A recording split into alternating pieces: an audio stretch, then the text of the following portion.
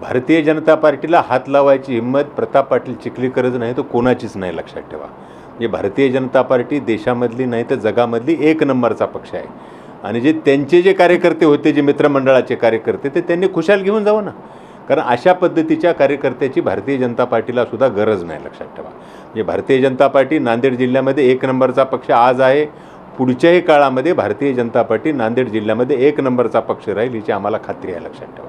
खरं तर चिखलीकरांना हे शल्य वाटणं आवश्यक होतं की ज्या माणसांनी 35 वर्षे भारतीय जनता पार्टीची सेवा केली, आपल्या वाईट कृत्यामुळं भारतीय जनता पार्टीच्या चुकीच्या नेत्यांना चुकीच्या पद्धतीनं फिडिंगमुळं भारतीय जनता पार्टी सोडण्याची वेळ खरं तर माझ्यासारख्या कार्यकर्त्यावर आली।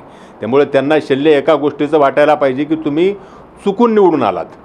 या मतदारसंघामध्ये त्यांचा पराभव हा डोळ्यानं दिसत होता, म्हणजे चुकीच्या पद्धतीनं त्यांनी जी निवडणूक जिंकली। आणि मला असं वाटतं की त्यांनी माझ्या प्रवेशाचं शल्य म्हणजे माझ्या प्रवेशाची गोष्ट अशोक चव्हाण साहेबांच्यावर बोलण्याची गरज नाही, त्यांनी माझ्यावर बोलली पाहिजे। चव्हाण साहेबांनी त्यांची पार्टी वाढवण्याचं काम केलं, जुना भारतीय जनता पार्टीचा कार्यकर्ता इतरत्र प्रवाहाच्या विरोधामध्ये राहणार नाही याची काळजी चव्हाण साहेबांनी घेतली आणि माझ्या पक्षनेतृत्व आदरणीय देवेंद्रजी फडणवीस साहेब असतील, बावनकुळे साहेब असतील, रवींद्र चव्हाण असतील, इथले पालकमंत्री असतील, या सगळ्यांना विचारूनच माझा प्रवेश हा भारतीय जनता पार्टीमध्ये झालेला आहे। त्यामुळे माझ्या प्रवेशाची चिंता करतं त्यांनी करण्याचीच गरज नाही। खरं तर महाराष्ट्रामध्ये भारतीय जनता पार्टी आदरणीय देवेंद्र फडणवीस साहेबांच्याच आदेशानं त्यांच्याच मार्गदर्शनाखाली सगळे नेते काम करत आहेत। माननीय प्रदेशाध्यक्ष खरं तर त्यांनी ज्यावेळेस निर्णय केला तर आदरणीय देवेंद्रजी फडणवीस साहेबांना हा सांगूनच निर्णय केलेला आहे। प्रताप चिखलीकर हे लोकांना एक भासवण्याचा प्रयत्न करतायत की मीच देवेंद्र फडणवीस साहेबांच्या खूप जवळचा आहे। ते जर अशा पद्धतीच्या वार्ता करतायत की राष्ट्रवादी पार्टी एक नंबरचा पक्ष नांदेड जिल्ह्यामध्ये करतायत, याचा अर्थ ते देवेंद्रजी फडणवीस साहेबांना त्यांचा पक्ष वाढवून तो मोठा केला पाहिजे अशा पद्धतीचंच वाटत असेल ना।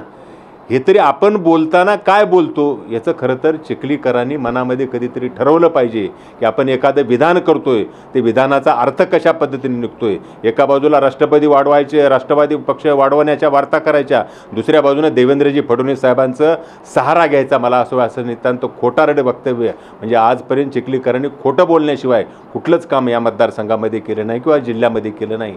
त्याला उत्तर देण्याचं काम या पुढच्या काळामध्ये एकनाथ पवार म्हणून निश्चितच पुढच्या काळामध्ये मी करणार आहे। एक लक्षात ठेवा की याचं उदाहरण लोहा कंधारमध्ये भारतीय जनता पार्टीची ताकद कमी झाली असं जे त्यांचं म्हणणं असेल, येणाऱ्या स्थानिक स्वराज्य संस्थाच्या निवडणुकीमध्ये भारतीय जनता पार्टी एक नंबरचा पक्ष लोहा कंधारमध्ये येईल। त्यांनी त्यांच्या मुलाला आणि मुलीला कसं निवडून आणतील याचं खरं तर त्यांनी आता विचार केला पाहिजे, ही माझं या निमित्तानं सांगणं आहे।